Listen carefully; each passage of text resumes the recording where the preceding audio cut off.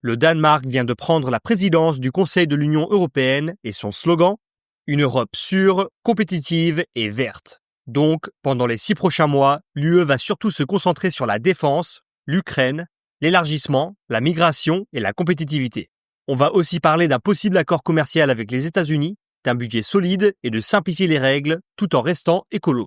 La migration sera particulièrement à suivre car le Danemark a certaines des lois les plus strictes d'Europe pour limiter l'immigration. Mais attendez, Ursula von der Leyen n'est-elle pas déjà la présidente de l'UE ? Eh bien oui, mais aussi, non. Parce que l'UE, c'est compliqué. En fait, l'UE n'a pas un seul président. Il n'y en a pas deux non plus, il y en a un total de 4. D'abord, il y a Ursula von der Leyen, la présidente de la Commission européenne. Pensez à elle comme la PDG de l'UE. Ensuite, Roberta Metsola, la présidente du Parlement européen, un peu comme la présidente de l'Assemblée, mais avec une touche européenne. Puis, on a Antonio Costa, le président du Conseil européen. C'est lui qui organise les réunions des chefs d'État et du gouvernement. Et enfin, accrochez-vous, parce que le président du Conseil de l'UE, ce n'est même pas une personne, c'est un pays. Et en ce moment, c'est le Danemark. Vous êtes perdus ? On va clarifier. Le Conseil de l'UE est l'une des 2 chambres législatives de l'Union. Autrement dit, c'est là où on fait les lois. En tant que président du Conseil de l'UE, le Danemark préside les réunions, négocie entre les pays et décide des sujets à mettre à l'ordre du jour. Ce qui est spécial, c'est que cette présidence change tous les 6 mois entre les États membres. Du 1er juillet au 31 décembre, c'est au Danemark de fixer le programme. Avant eux, c'était la Pologne et ensuite ce sera Chypre. Alors revenons au Danemark. Que prévoit-il ? Commençons par la sécurité. L'objectif principal, que l'Europe puisse se défendre seule d'ici 2030. We have to build an even stronger Europe, a more secure Europe, where we are able to protect our democracies. We have to rearm Europe and we have to boost our support to Ukraine. Il y a 2 textes de loi importants. Le premier, le programme de l'industrie de défense européenne, ou PIDE, avec un budget de 1,5 milliard d'euros. Cet argent vient du prochain budget de l'UE pour renforcer la capacité de l'Europe à produire ses propres armes, avec des achats groupés et un soutien aux projets d'intérêt commun, comme Sky Shield ou Eastern Shield. Le second, l'Action pour la sécurité en Europe, ou ASE, avec un budget de 150 milliards d'euros. Ce n'est pas une dépense classique de l'UE. C'est une dette qui est contractée par la Commission européenne, puis prêtée aux États membres à des conditions avantageuses. C'est un outil d'urgence pour aider les pays à augmenter rapidement leur production de défense, acheter plus d'armes, ouvrir plus d'usines et remplir les stocks. L'ASE est déjà adopté, mais le Parlement européen est en colère. Il a été exclu des négociations et a saisi la Cour de justice européenne. C'est un plutôt gros problème que le Danemark va devoir gérer. Quant au PIDE, c'est encore une proposition et le Danemark veut la faire adopter. Cela implique de répondre à une grosse question.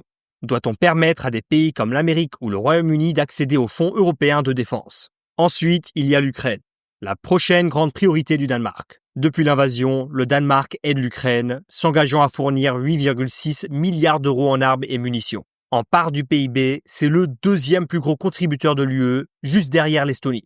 Bravo au Danemark, vous avez gagné notre respect. Mais sur la scène européenne, la présidence danoise est déjà sous pression.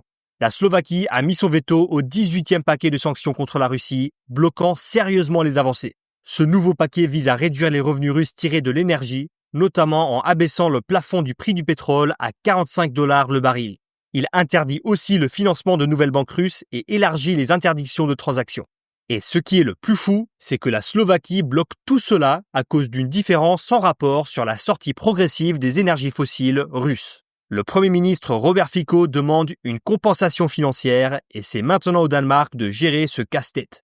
Et justement, parlons des vétos. Le Danemark doit en gérer un autre, cette fois sur l'élargissement, que le programme officiel danois qualifie de nécessité géopolitique, mais la Hongrie ne joue pas le jeu. Même si la Commission affirme que l'Ukraine a rempli toutes les conditions pour commencer les négociations, la Hongrie bloque toujours l'ouverture des pourparlers. Et puis, il y a le gros sujet, la migration. Security is also about migration, a great challenge to the social balance of our societies. We need new solutions to tackle these challenges. Autrefois controversé, le modèle danois gagne désormais du terrain en Europe.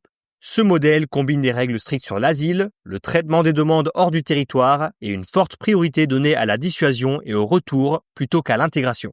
Même Friedrich Merz, leader de la CDU en Allemagne, a déclaré « Ce que le Danemark a accompli ces dernières années est vraiment exemplaire et ensemble, nous avançons vers des règles d'asile plus strictes au sein de l'Union européenne. » Plus tôt cette année, la Commission a présenté le système européen commun de retour. Il vise à simplifier les expulsions entre les États membres, renforcer la coopération entre les pays de l'UE et surtout permettre potentiellement les retours vers des pays tiers. Cela donne au Danemark une belle occasion de promouvoir son propre modèle au niveau européen, surtout sur la question des pays tiers, envoyer les demandeurs d'asile rejetés dans des centres de détention hors de l'UE ou même les expulser vers des pays tiers sûrs où leur demande sera examinée.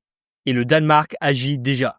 Un accord de 200 millions d'euros avec le Kosovo permet au Danemark d'y envoyer 300 condamnés étrangers pour purger leur peine avant leur expulsion. Voilà le modèle que le Danemark veut maintenant étendre à toute l'UE. Le prochain grand axe pour le Danemark, la compétitivité. Mais est-ce que la présidence danoise réussira vraiment à rendre l'Europe plus compétitive ? Cela pourrait ne pas dépendre sur Bruxelles, mais d'une ville à 6000 km de là, Washington. La Commission européenne espère toujours conclure un accord provisoire avec la Maison-Blanche avant la date butoir du 9 juillet pour éviter le pire scénario, un tarif douanier américain de 50% sur les produits européens. Mais si l'accord échoue, Bruxelles est prêt à riposter avec des taxes douanières sur les produits américains. Et en tant que président du Conseil, le Danemark devra aider à maintenir l'unité des 27 pays de l'UE derrière la Commission.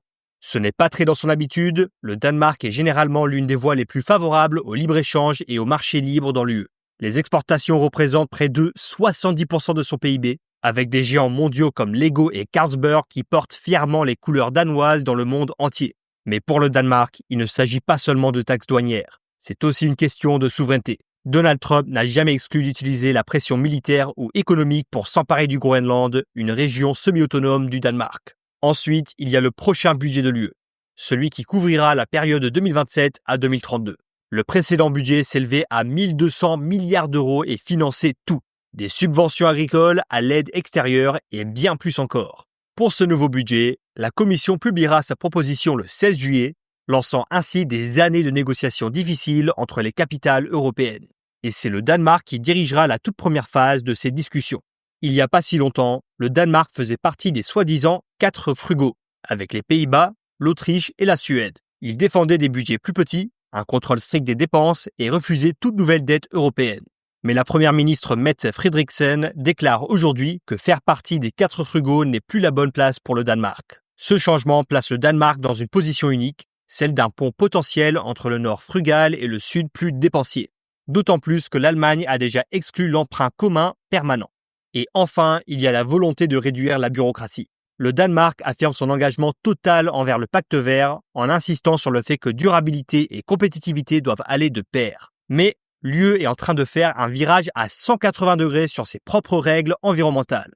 La Commission veut fortement réduire les obligations de reporting environnemental et l'Allemagne et la France poussent pour des coupes encore plus profondes, l'Allemagne remettant même en question l'interdiction des moteurs à combustion en 2035. Cela place le Danemark dans une position délicate. Ils soutiennent la compétitivité verte, mais aussi la simplification des règles européennes. Comment il va équilibrer ces deux objectifs sera à suivre de près. Voilà donc les projets du Danemark pour les 6 prochains mois. Personnellement, je suis très curieux de voir comment leur agenda migratoire va se dérouler, car ça a le potentiel de vraiment changer la perspective entière européenne sur la migration. Et j'envisage de faire une vidéo dédiée à ce sujet. Dites-moi dans les commentaires si c'est un sujet qui vous intéresse. Merci beaucoup d'avoir regardé la vidéo. N'oubliez pas de laisser un like et de vous abonner pour plus de contenu. À la prochaine!